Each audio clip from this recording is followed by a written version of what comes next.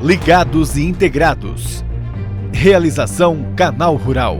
Oferecimento Seara. A qualidade vai te surpreender.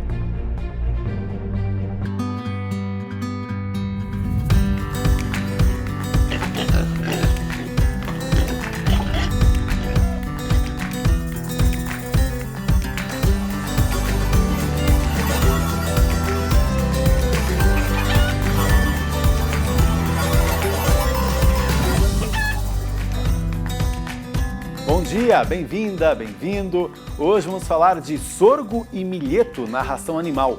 Não são comuns, mas seriam boas opções. O que falta para o setor usar mais? O pesquisador da Embrapa, Cícero Menezes, vem contar pra gente.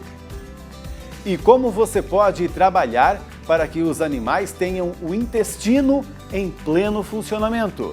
Gustavo Biomin nos responde como garantir o mais alto desempenho no ganho de peso. E hoje tem também o quadro Focinho de Porco Não é Tomada, com mais um mito do agronegócio. Vamos começar então? Os custos com a produção subiram de novo em julho, de acordo com a Embrapa. O que ocorreu no mês passado, que foi a única queda do ano, não se sustentou. Uma pena. Pois é, e de junho para julho, o gasto não só subiu, como atingiu o maior patamar do ano. A tabela aqui da Embrapa mostra pra gente. Olha só, em setembro do ano passado, teve uma leve queda em relação a agosto. Olha só ali. Depois, só alta. E aí, realmente, em junho desse ano, uma leve queda também. E aí, disparou de novo. Em julho, chegou a 270,48 pontos o índice de custo de produção com o suíno no Brasil. Agora vamos ver com o que mais vocês aí estão gastando, Claro, nutrição, quase 80% dos gastos do produtor rural. Alta aí em comparação com o mês anterior de 2,11%. No ano, 11,70%. E nos 12 meses, uma alta de quase 19%. Depois, tem aí diversos outros, que pode ser manutenção, por exemplo, Com mão de obra, veja só, caiu um pouquinho, quase nada, mas caiu um pouquinho. Agora, vamos comigo ver aqui sobre frango, então. Olha só, o ICP do frango, gente, teve uma queda ali de quase nada, Veja só, de novembro para dezembro, de 231,17 para 231,14, nada. E aí, despontou, Olha só, queda realmente depois, só em junho, um pouquinho, e aí esse ano chegou aos 265,91, é bastante coisa. Vamos ver agora quem produz frango com o que mais está gastando. Tem uma tabela que mostra pra gente esse percentual dos itens de custo. Claro, a nutrição, muito mais do que qualquer outra coisa, 71,38% dos gastos de uma granja em nutrição. Olha só, em comparação com o mês anterior, então, alta de 0,87%. No ano, essa alta com nutrição apenas, alta de quase 13%. E nos 12 meses, alta de quase 19%. Depois, quem tem pinto de um dia, também gasta bastante. E com mão de obra também tem aí um gasto de 4,39%. De um mês para o outro, a alta geral é de 10,93%. No acumulado do ano, a alta é de 21,31%. E nos 12 meses, o custo de produção subiu quase 30%. E de forma geral, de um mês para o outro, a alta é de 1,47%.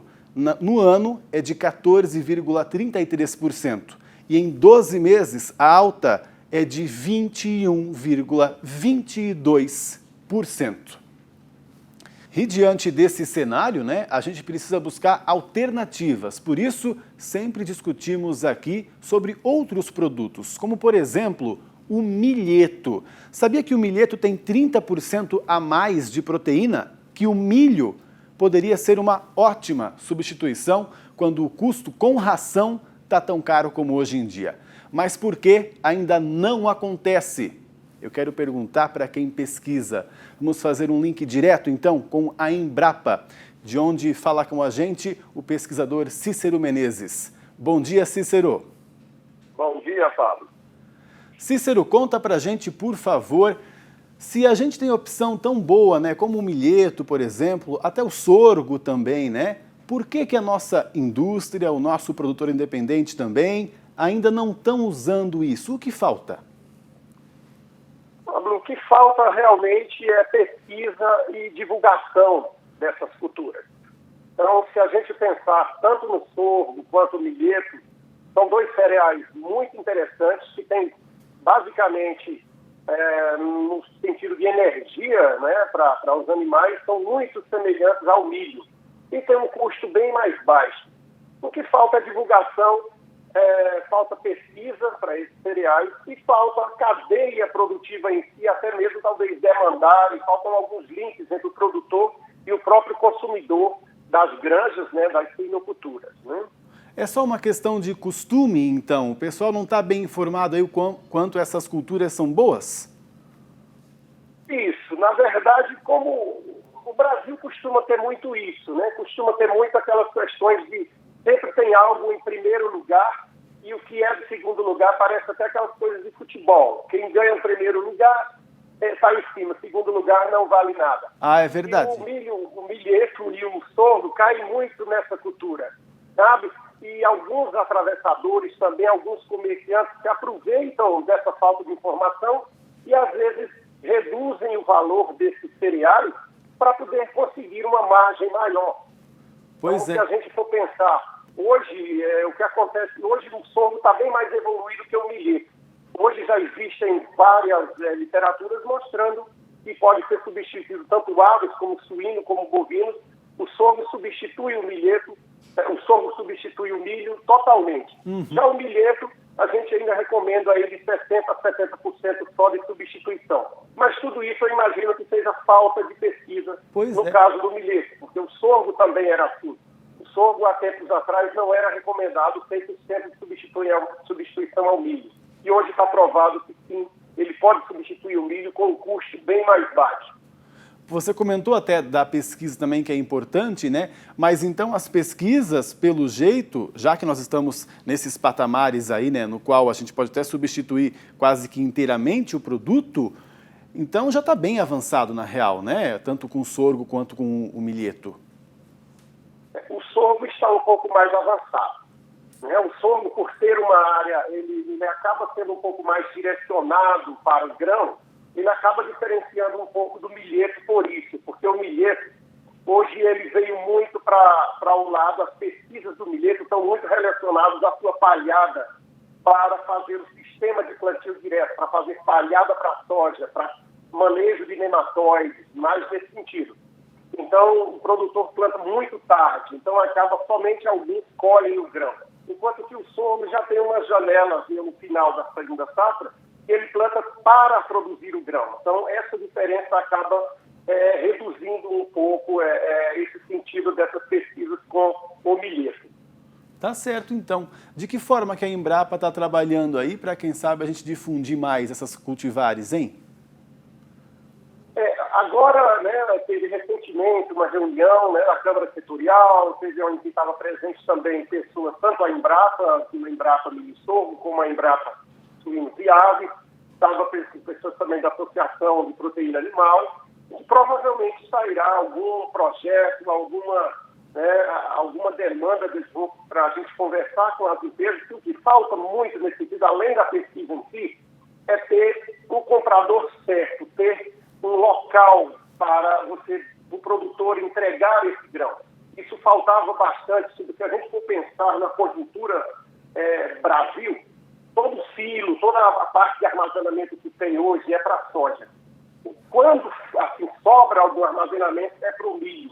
E a gente costuma ver bastante no Mato Grosso, por exemplo, milho fora do armazenamento, milho inteiro. Se nem o milho tem um armazenamento tão bem estruturado, imagina as outras culturas, milheto e o sorgo. Então, acaba que o produtor precisa ele acaba precisando vender direto para o consumidor. E esse talvez é o que a Embrapa possa trabalhar. trabalhar, precisamos definir melhor qual é o objetivo do milheto, porque por ele ser muito versátil, nós temos hoje milheto para pastejo direto, ou seja, tipo usar como um capim. Nós temos milheto para palhada, que aí é um milheto mais alto, assim, uns 2 metros de altura, e o milheto para grão, ele precisaria ser trabalhado um milheto mais baixo. Hoje temos condições de fazer híbridos, né, já existem como fazer híbridos, e é mostrado em todas as culturas que o híbrido tem um potencial produtivo maior do que uma variedade, então tem como a Embrapa trabalhar nisso, e a Embrapa precisa juntar-se com esses outros órgãos e melhorar essa cadeia de produtividade desses 2 cereais. Como eu falei, o sorgo já está um pouco mais adiantado, nós já temos empresas fazendo contrato futuro com o produtor para consumir esses grãos. Legal. Nós recebemos demanda dessas empresas já, e eles mostraram que eles têm condições de comprar o dobro do sorgo produzido hoje no Brasil. E o objetivo é sempre isso, eles têm a visão desses cereais não é substituir o milho, jamais. Eu sempre falo isso, eu sou melhorista de sorgo, mas eu sempre falo isso.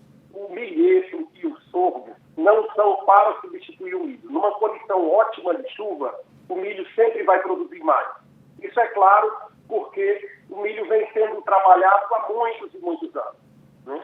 Já essas outras culturas não, elas são mais recentes no Brasil, nossa condição de clima é diferente, mas nós temos atingido tetos produtivos hoje, e a partir de um determinado ponto, a partir de meados de fevereiro, essas culturas já competem com o milho em termos de custo. Sendo que hoje o custo do hectare de milheto ou de milho milheto ou sorgo, custa 60% do milho. Então isso é muito considerável. Pois é, mais uma vantagem aí, né? Muita vantagem. Que bom. Como você falou, o milheto tem 30% a mais de proteína do que o milho. Ele tem alguns aminoácidos essenciais. O sorgo, ele tem no mínimo 1% também a mais de proteína do que o milho. O sorgo tem algumas particularidades que precisam, tanto o sorgo como o milheto, só o produtor precisa prestar um pouco de atenção. Para ave, ele pode ser dado o grão inteiro. Então, se você for pensar que você tem um cereal que os frangos, o pintinho, desde um dia já pode consumir inteiro, você tem uma redução também nessa moagem. Pois é. Tem um professor de Uberlândia que ele já fez esses cálculos que reduzem quase 15%, só não tem que precisar dessa moagem. Tá então, bom, isso é muito interessante. Legal, hein, Cícero? Cícero? É balanceamento da ração. Temos aí, então, várias vantagens, né? Nutrientes, a parte da moagem que dá para economizar. Só falta, quem sabe, infraestrutura. Quem sabe não, né? No Brasil falta um pouco de infraestrutura. Cícero, obrigado pelas informações e um ótimo trabalho aí para você. Até uma próxima. Ok, estamos à disposição. Eu que agradeço pela oportunidade. Um abraço a todos. Tchau, tchau. Intervalo, depois vamos falar sobre o estômago, o intestino do animal. Você está cuidando desses órgãos aí tão importantes para a conversão alimentar? Eu quero saber já já.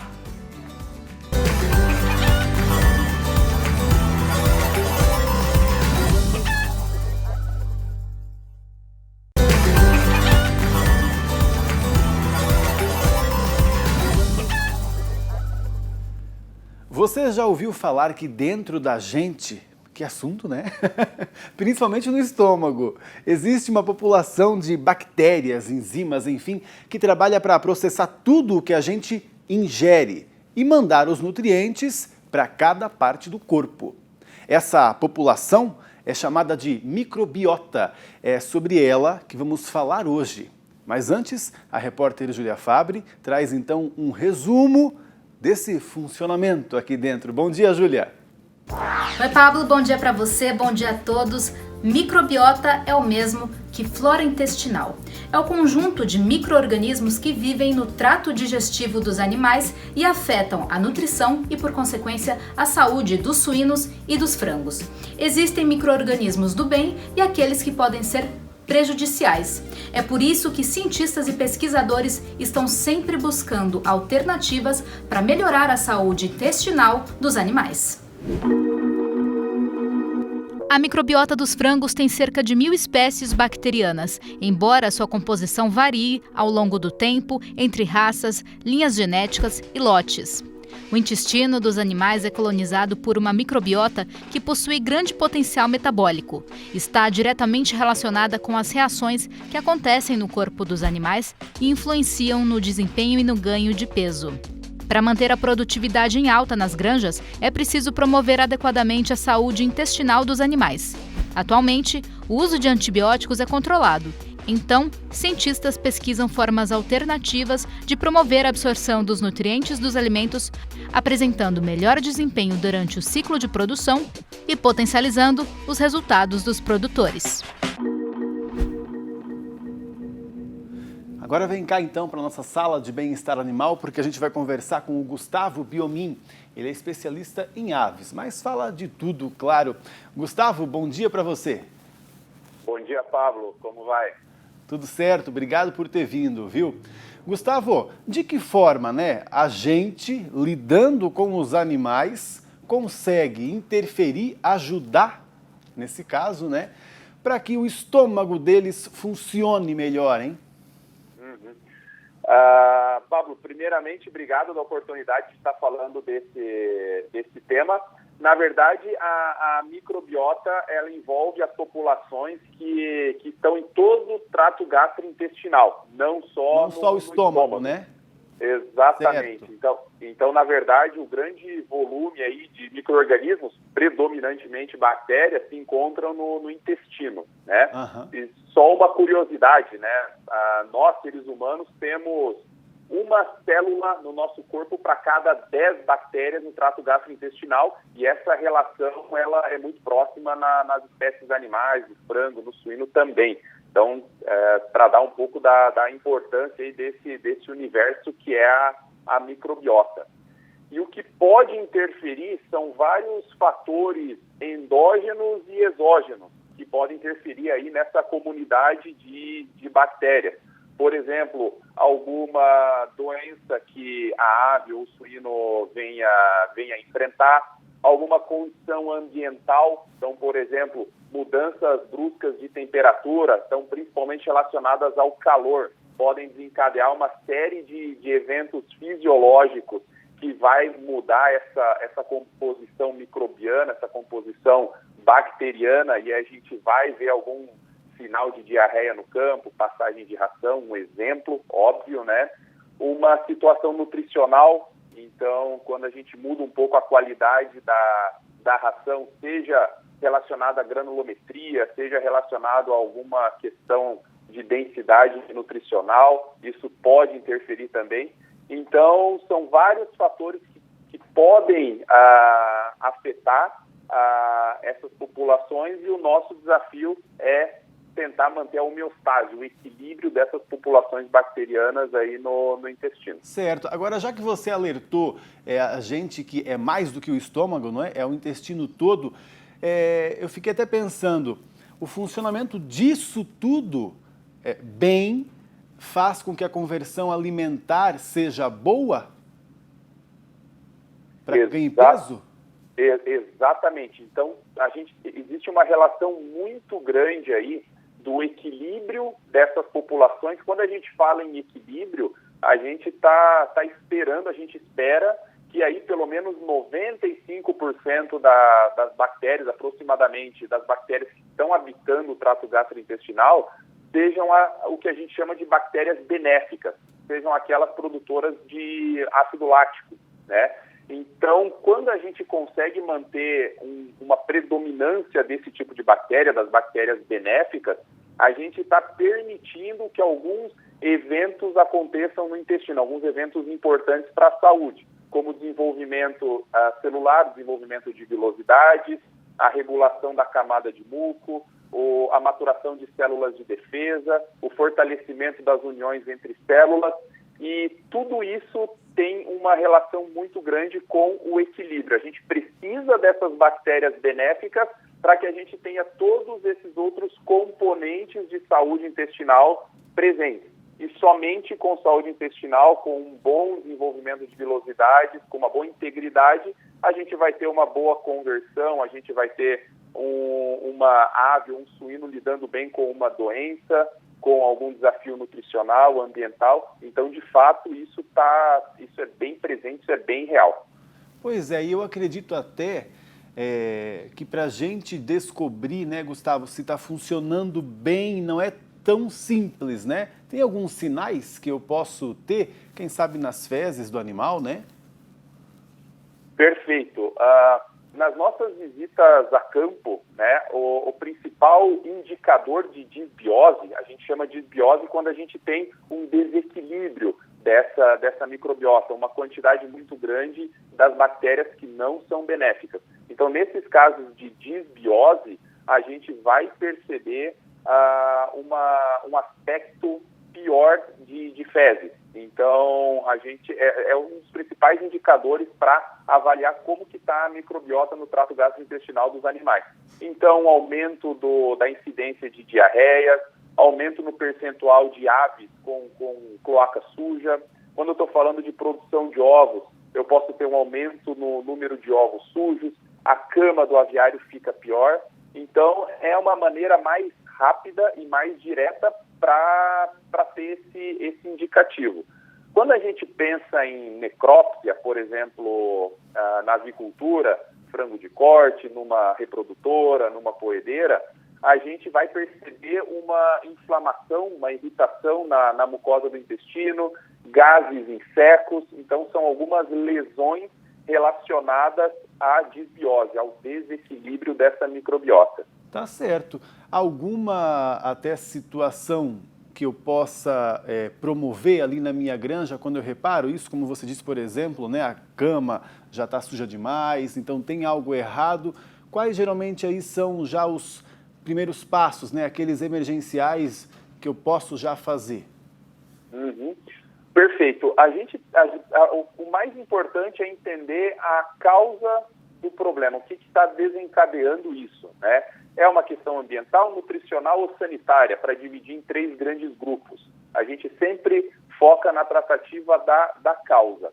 Pensando em intervenções, né, o que eu posso fazer para interromper isso de imediato, né? A gente tem várias ferramentas hoje disponíveis para uso via água, via ração, para reduzir esse efeito da disbiose, para retornar a eubiose, para pegar aquelas populações que são benéficas e voltar numa predominância aí dos 95%, 96%.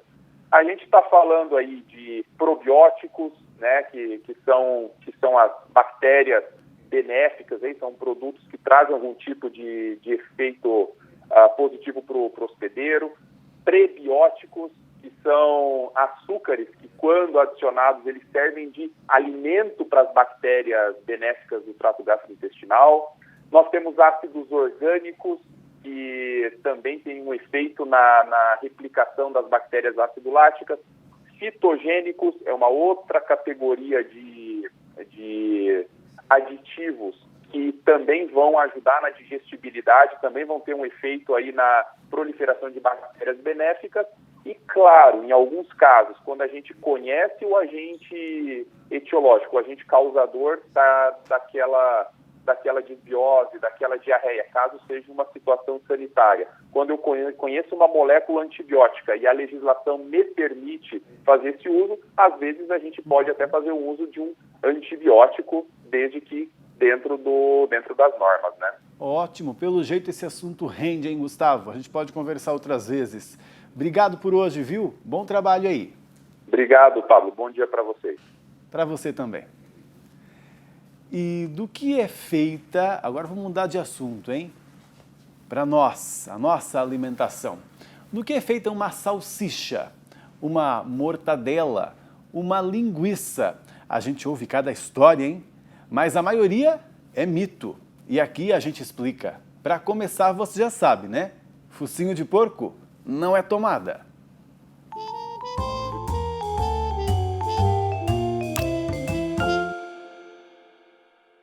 Você já reparou como uma linguiça é por dentro? Tem vários pedacinhos de carne, né? Há quem pense que são as sobras do frigorífico, mas não são.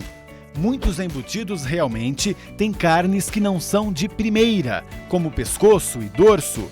São aquelas partes mais próximas dos ossos, difíceis de processar. Inclusive, há máquinas que fazem o serviço de retirá-las. Elas, inclusive, têm um nome: carne mecanicamente separada. Mesmo assim, saiba que cabeça, patas e pés não podem entrar na mistura em hipótese alguma. Há normas oficiais que devem ser oferecidas. Por exemplo, em São Paulo, a Secretaria de Abastecimento do Estado estabelece que uma mortadela do tipo mais básico pode conter até 60% de carne mecanicamente separada e 10% de peles e tendões.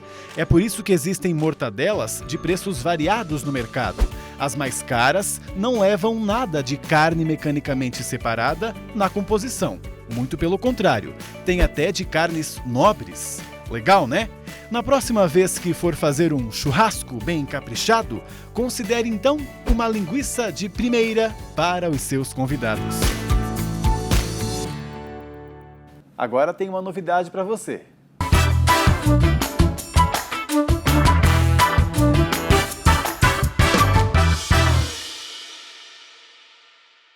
Receita de Família, o novo quadro do nosso programa. Vai ser um espaço para mostrar aquele prato saboroso muito comum na sua casa. Seja ele simples ou elaborado, só tem que ser gostoso. Sei lá, sua avó faz aí uma cuca bem fofinha, a sua mãe faz uma maionese bem temperada. Manda a receita pra gente, que aí eu e um chefe vamos para a cozinha tentar reproduzir a sua receita e mostrar para todo o Brasil.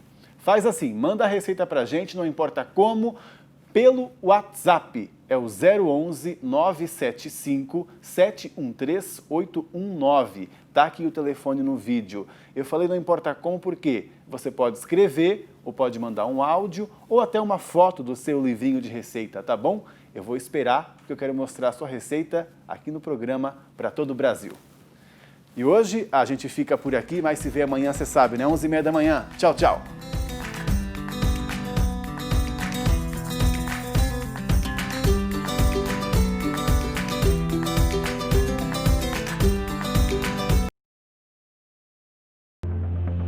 Ligados e integrados. Realização Canal Rural. Oferecimento Seara. A qualidade vai te surpreender.